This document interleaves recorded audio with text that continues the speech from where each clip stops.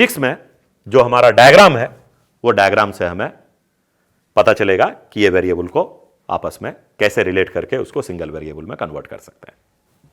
तो अब इस इंटीग्रेशन को सिंप्लीफाई करने के लिए इसको हम लोग सिंगल वेरिएबल में कन्वर्ट करेंगे और सिंगल वेरिएबल में कन्वर्ट करने के लिए थोड़ा राइट एंगल ट्रायंगल का हेल्प लेंगे। तो अगर ये A B current carrying wire है तो थोड़ा इसको एक्सटेंड कर देते हैं और पॉइंट पी से एक इस पर परपेंडिकुलर लाइन खींच देते हैं। तो यहां पे परपेंडिकुलर डिस्टेंस को हम लोग कंसीडर कर लेते हैं D.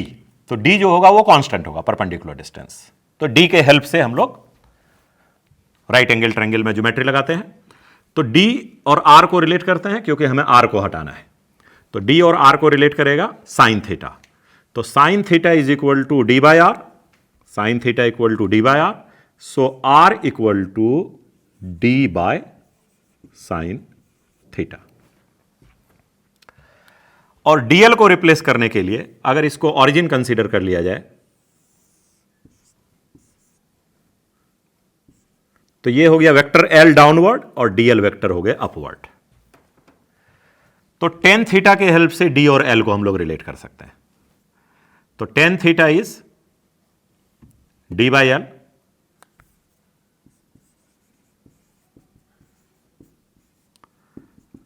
So L is equal to D cot theta. तो डीएल का अगर थीटा में डिफरेंशिएशन किया जाए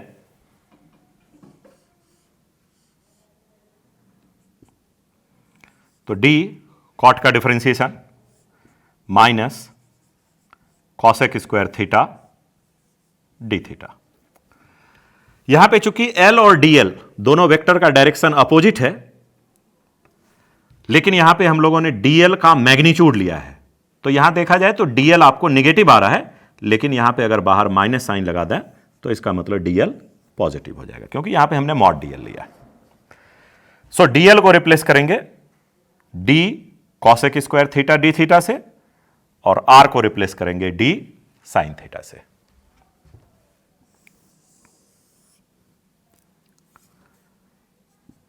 सो mu naught by 4 pi I DL replace हो गया D cosec square theta D theta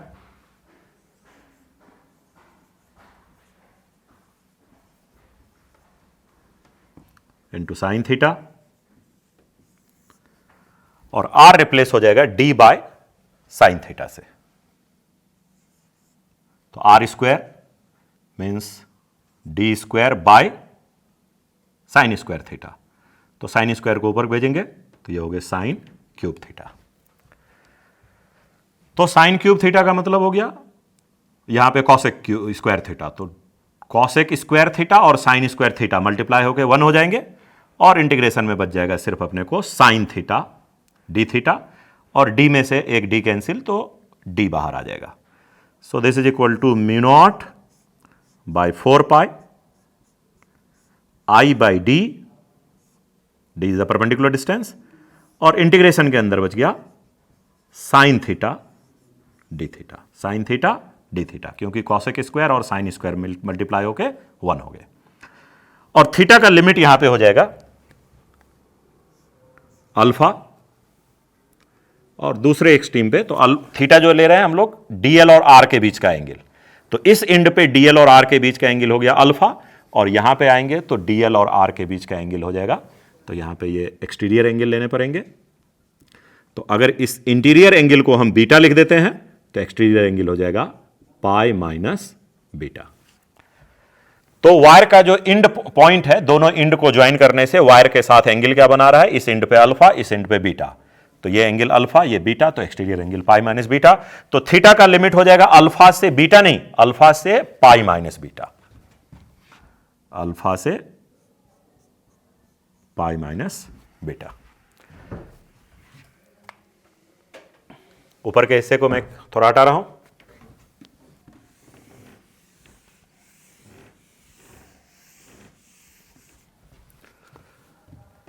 so B is equal to mu naught by 4 pi I by D perpendicular distance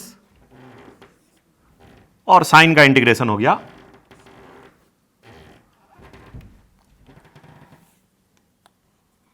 minus cos theta, और theta के limit alpha से pi minus beta. So it is mu naught by 4 pi I by D minus cos pi minus beta, upper limit, lower limit को put करेंगे तो minus minus plus cos alpha. So it is mu naught by 4 pi I by D cos pi minus beta is minus cos beta, so it is minus minus plus cos beta, so we can write cos alpha plus cos beta.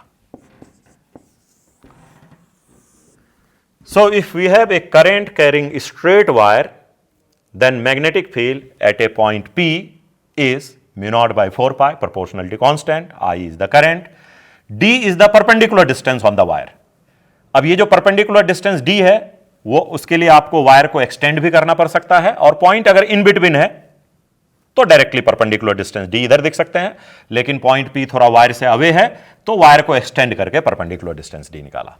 So D is ultimately the perpendicular distance on the wire from the point P, and alpha and beta is angle at the end of the wire.